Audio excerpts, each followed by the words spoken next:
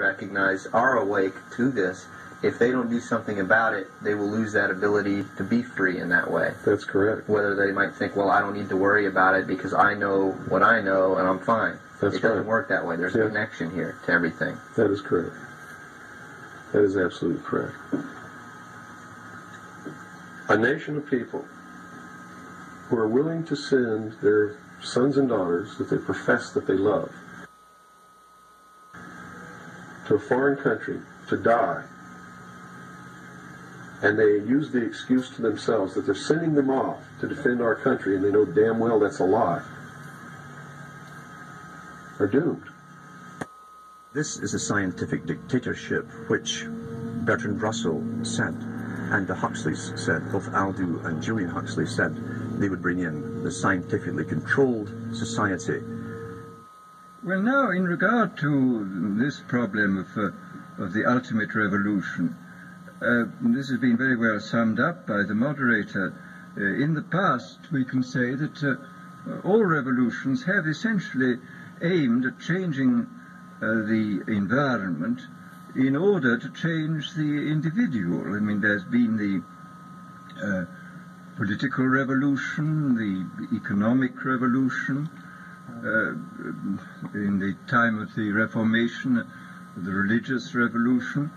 All these aimed, as I say, not directly at the human being, but at his surroundings, so that by modifying the surroundings you did achieve,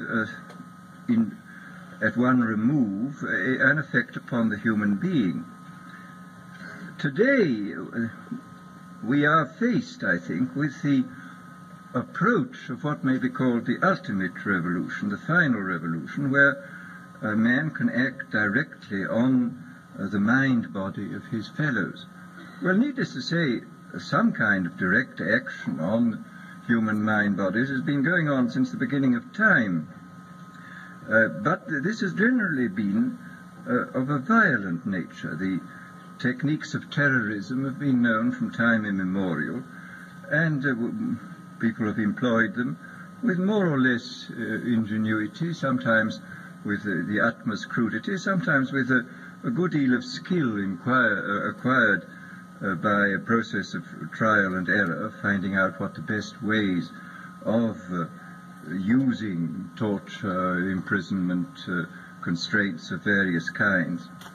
Well, it seems to me that the nature of the ultimate revolution with which we are now faced is precisely this, that we are in process of developing a whole series of techniques which will enable the controlling oligarchy, who have always existed and presumably always will exist, to get people actually to love their servitude. This is seems to me the ultimate in malevolent revolution, shall we say.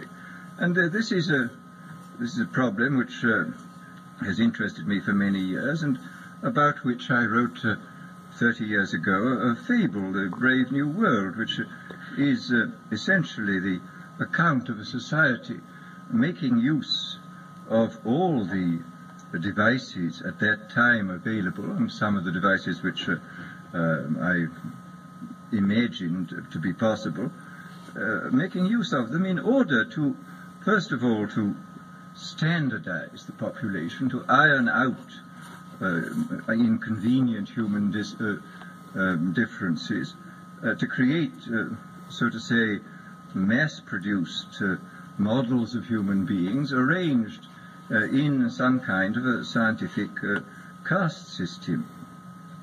A number of techniques about which I talked seem to be here already, and that there seems to be a general movement in the direction of this kind of ultimate revolution, this method of control by which people can be made to enjoy a state of affairs which, by any decent standard, they ought not to enjoy. This, I mean, the enjoyment of servitude. Never be punished.